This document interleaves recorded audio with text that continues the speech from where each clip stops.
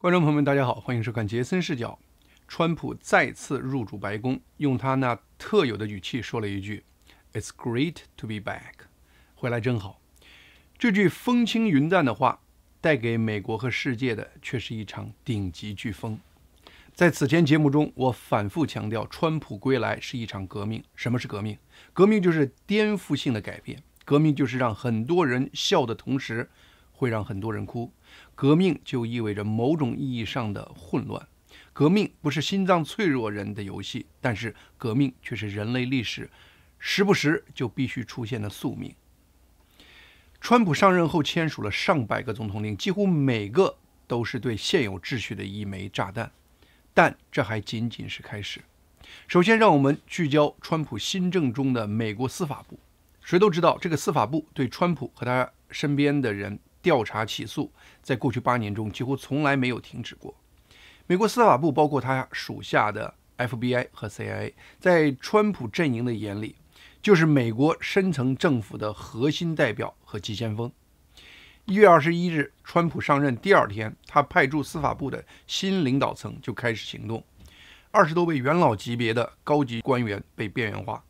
这轮清洗行动波及司法部几乎所有的主要部门，其中一些资深检察官被命令在未来几周向新的专案组汇报工作。有人推测，这种带有羞辱性的要求，实质上是在逼这些人自己选择离职。人事震荡来得如此快和剧烈，让司法部内部很多人都非常震惊。他们很多人原以为自己的职位在川普上任后120天内应该还不会有什么问题。因为美国的联邦公务员条例通常保证各部委的职业官员在新领导上任后至少120天内不会被重新分配工作和解雇。但是他们万万没有想到的是，川普团队却出人意料地使出了一个迂回战术，绕过了这个法律禁令。川普提名的司法部长，也就是总检察长，是邦迪女士，但是她现在还在等待美国参议院的确认，还没有开始管理司法部。司法部目前是由被临时任命的代理司法部长和副部长主管的。川普团队对此的解读是，因为川普正式的司法部新领导层还没有上任，因此联邦公务员条例中那个120天的保护条款就不适用于这种情况。因此，司法部的这个临时领导层就可以大刀阔斧地处理这些资深官员。这些官员都是那些在司法部任职多年、人脉深厚的资深职业官员。他们再任一天，就会按照他们过去数十年的运行方式运行司法部一天，他们就会自然成为反川普思路的一股强大力量。那么，这个临时领导层如何能够有足够的魄力和动力对司法部下狠手呢？那就要看这个领导层是由什么人组成的。咱们拿其中一个人做例子。在这个临时领导层中，主管 DC 地区的临时检察长是现年53岁的埃德·马丁，他是川普在司法领域最强硬的追随者之一。2020年大选后，他成为川普控诉那次大选舞弊、停止窃选运动的主要司法成员之一。2021年1月6日，美国国会山事件后，他立刻成为一些被告人的辩护律师。随后，他又成为一个支持国会山事件被告者的非营利组织的理事。因此，马丁在上任第1天就立刻宣布终止 DC 检察办公室针对国会山事件的一切案件。他还是推动川普赦免1500多名已经被判刑的国会山事件参与人的核心人物。川普让马丁这样的人来临时负责司法部的全权事务，其结果一目了然。过去1个星期，很多人都在纳闷地问，这次川普动作这么大，为什么几乎没有遇到太大的抵抗？这和他的第1任的场景天差地别。我这里就用司法部作为这个例子，让大家看清此次川普重返白宫，从司法程序、从人员安排等等各个方面是做了极其缜密的安排。不是现有的美国政治势力不想抵抗，是他们这次真的被有备而来的川普团队打得有些措手不及。川普的每个总统令目前都在落实中。例如，川普就职第1天签署的一项行政命令，就是宣布联邦政府未来只承认男性和女性这两种性别。刚刚走马上任的国务卿卢比奥就宣布，美国国务院未来将禁止所有带 X 性别标记的护照申请，因为美国政府现在只承认男性和女性。1月24日，黑格塞斯被51对50票被确认为美国新的国防部长。在他被确认前，代理国防部长萨莱西斯就宣布，从1月25日起，全美各军种的社交账户进入10天的静默期。这次国防部社交网络整顿的重点是针对国防部下属各个平台在过去4年泛滥的各种觉醒主义的论调。出于类似的原因，美国政府的其他部门也有类似的宣布和规定。像美国这么大的国家，任何突变都注定会引发迷茫和混乱。川普政府的很多政策和上一届政府几乎是180度的大转变，因此媒体把这称为川普的休克疗法，并声称这正在引发美国众多政府部门运转停滞。华尔街日报着重报道了目前联邦政府出现的一系列混乱状况。美国交通部关闭了公路项目计算机系统，卫生部停止了几乎所有的对外通讯，包括美国疾控与预防中心关于季节性流感和禽流感的追踪数据，周报也没有发布，因此很多人担心传染病信息更新可能会被延误。很多政府会议被取消，很多政府拨款项目的审核被取消，大多数联邦机构宣布招聘冻结90天，而美国国税局的招聘冻结时间要更长。而与此同时，美国新的纳税季节眼看就要开始，等等。媒体报道的这些混乱状况，有些的确是因为某些部门在宣布规定时存在没有考虑到的细节，但是明显也有个别现有官员出于某种情绪进入了躺平状态。因此，川普的白宫发言人出面解释说，暂停对外通讯的规定不涉及紧急或关键卫生需要，食品和安全检查依然在继续，并称目前遇到的问题都是暂时性的，很快各部委的通讯渠道就会重新启动。川普在竞选时和上任后提出了一系列推动美国经济、振兴美国制造业的政策，包括降低美国国内的监管成本，对国内减税，对国外增加关税等等。在目前世界经济一片低迷的时刻，这些政策真的让世界投资人兴奋不已。同时，川普还时刻不忘在世界舞台同时挥舞胡萝卜和大棒。1月23日，他对达沃斯世界经济论坛发表的一个远程视频讲话中，明确警告全球企业要考虑在美国生产商品，不然将面临数千亿甚至数万亿的美元关税。同时又承诺会把在美国生产的厂商的企业税降到15%。川普的这些经济政策真是立竿见影。现在似乎全世界的钱都在疯狂涌向美国和美国股市。光川普上台后的1周，散户砸进美国股市的金额就创下了2023年11月以来最高纪录。美国标普500指数7天涨了5%，今年首次突破历史新高。同时，外资最近3个月狂买美股的金额，比2021年11月创造的购买最高历史记录还增加了50%。川普大选获胜后不到2周，身价350亿美元的澳大利亚富翁普拉特就高调宣布，他刚刚获得美国绿卡，将永久迁居美国。他声称，他将给美国带来成千上万个新的工作岗位。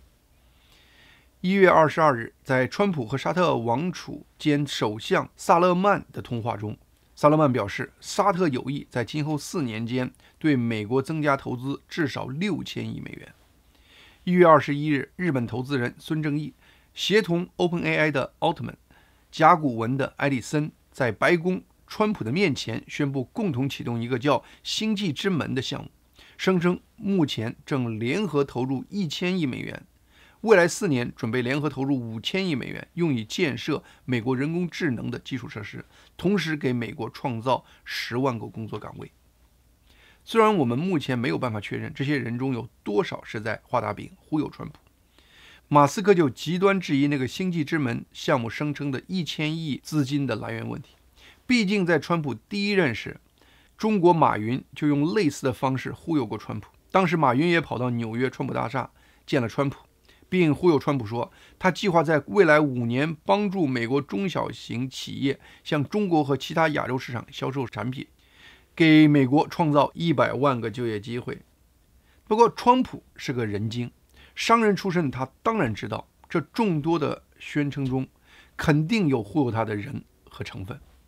川普玩的就是将计就计的装糊涂，因为他清楚这些希望能忽悠他的人和事，却能在全世界创造出对美国前景充满希望的这种人气氛围，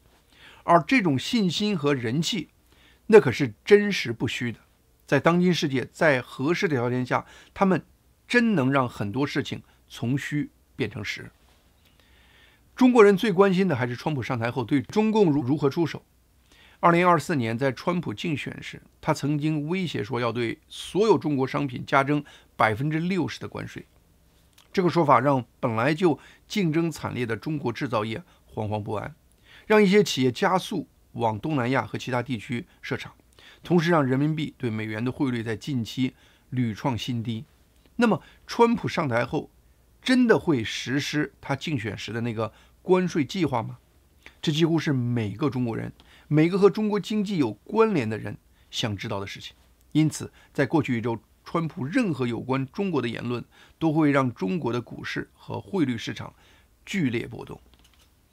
首先，在川普签署的上百个总统令中，并没有实施他此前对中国加关税的说法。相反，川普只是指示联邦机构去评估和中国的经济关系。谁都知道，评估需要时间，这就等于川普在间接告诉世界，他短时间内不会对中国加关税。这个状态立刻就让很多中国商人大松了一口气。自从川普大选获胜后，他在公共场合就又开始称习近平为好朋友了。数周前，川普还邀请习近平来参加他的就职典礼。1月17日，习近平专门给川普打电话。对此，川普在他的自媒体平台上发文说，这次通话对中美双方来说都非常好，我期望我们能一起解决很多问题，而且立刻就开始。3天后，习近平就派了他的副主席韩正参加了川普20日的就职典礼。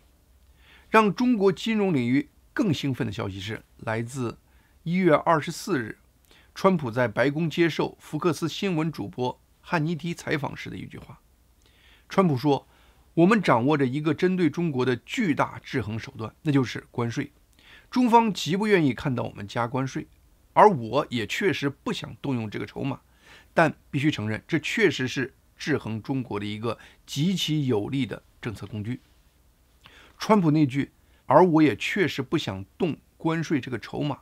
这句话顿时点燃了人民币汇率市场，人民币在短时间内大涨了300多个点。放眼世界，几乎没人相信川普真的和习近平关系好到会在关税上彻底放过中共的地步。那么，为啥目前中国股市和汇市展现出这种兴奋状态呢？我的解读是，川普大选后的表现让很多投资人感觉中美关系最坏的情况，也就是中美完全脱钩并转向对立的这种情况。他们感觉至少这个最坏情况不会发生了。这种认识对吗？我感觉这些投资人很可能高兴得太早了。川普骨子里就是个商人，而且是一个非常自信和理想主义的商人。他执拗地相信他能和任何人做交易，只要他给对方施加足够大的筹码。有时我甚至感觉川普是一个思维挺直接单纯的人，他把他在商场形成的这种性格特点几乎毫无掩饰地展现在他处理国际事务上。从他的第一任到现在，在和各国领导人的交往中，他都不是先从意识形态的角度去考虑问题，而是奔着做交易这个架势去考虑问题。他的底线就一个，交易必须让我有利可图，不能让我吃亏。看清这一点，川普的很多行为就一目了然。面对欧洲的众多盟友，面对加拿大、墨西哥这样的近邻，谁占美国的便宜，他都不答应。说威胁谁就威胁谁，不会特别照顾关系或留什么情面。同时，在面对习近平、普京和金正恩这些独裁者时，他也不会像拜登那样站在道德制高点上展现出轻蔑的态度，直接把普京称为杀人犯。他非常清楚，在谈判前因为面子和言论这些东西激怒对方，对最后达成交易没有任何好处。相反，他会和他的谈判对手勾肩搭背，呼朋唤友，营造一种亲切的气氛，目的就一个：谈好生意，做好交易。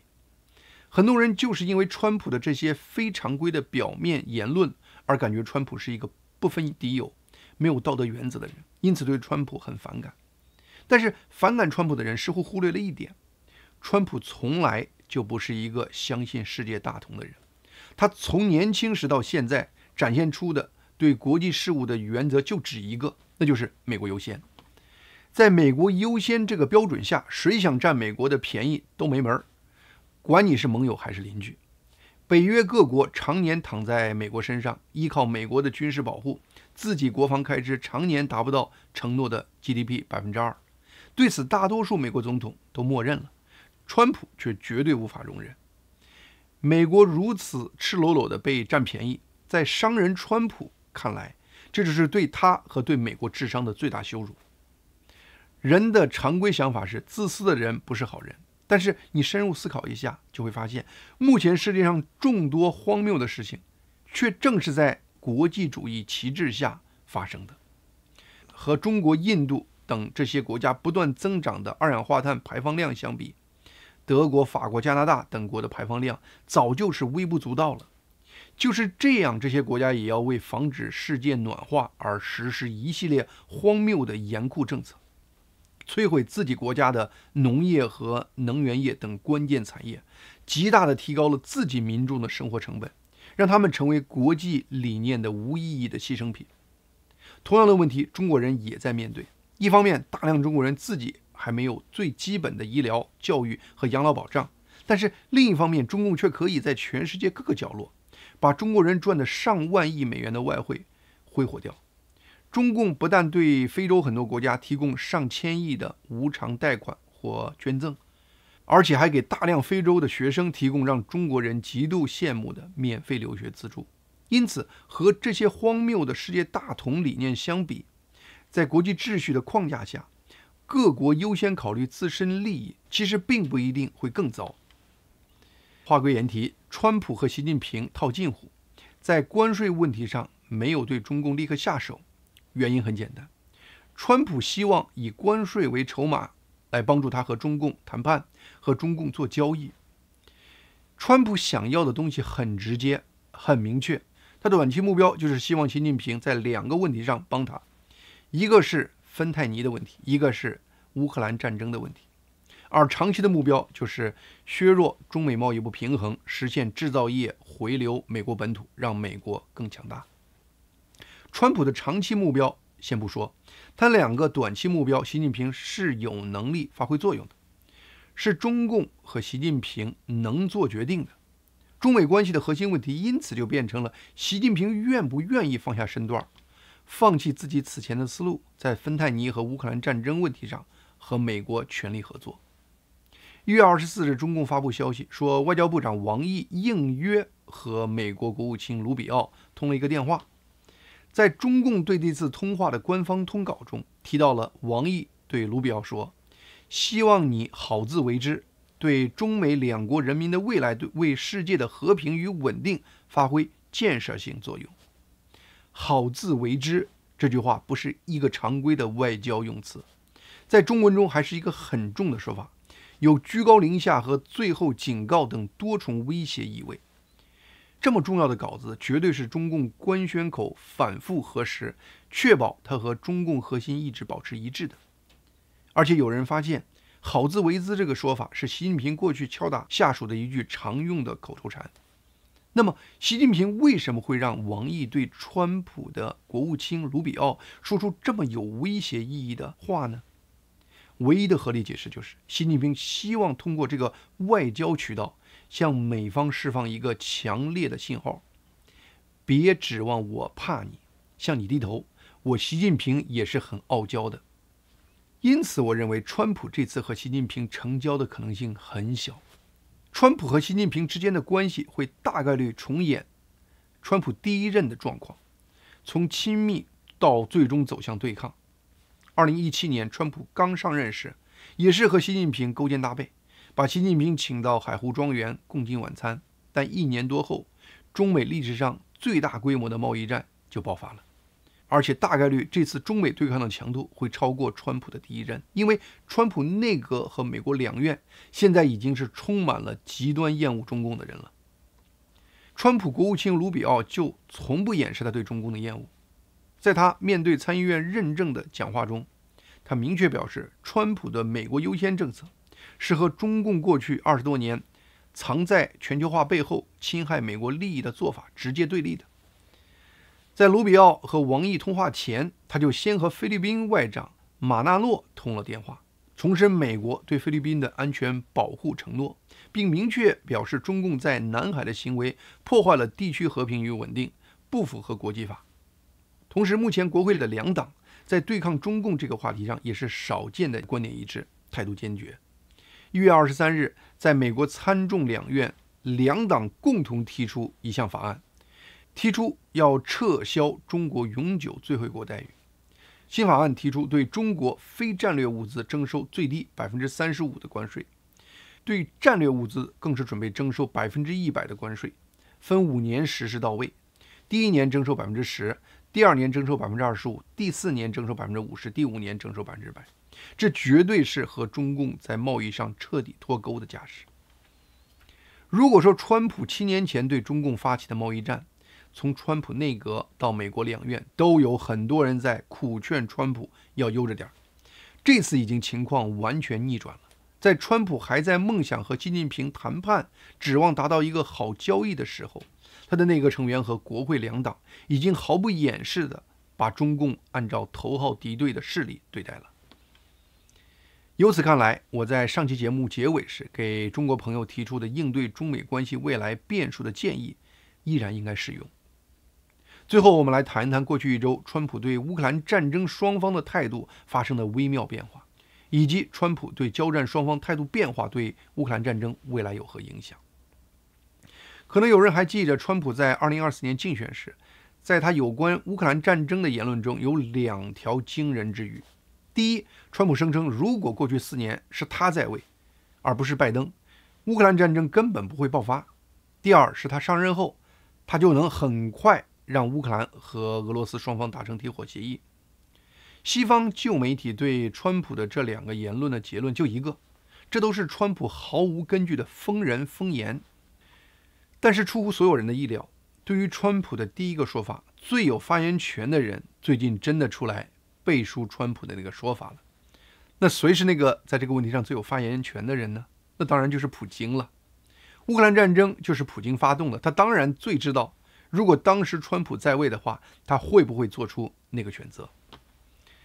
俄罗斯的国营电视台今日俄罗斯电视台最近对普京做了一个采访，其中一段视频在网上被热传。视频中，普京明确说，如果川普当时担任总统，如果他的大选胜利在2020年没有被窃取，那么2022年爆发的乌克兰危机或许根本不会发生。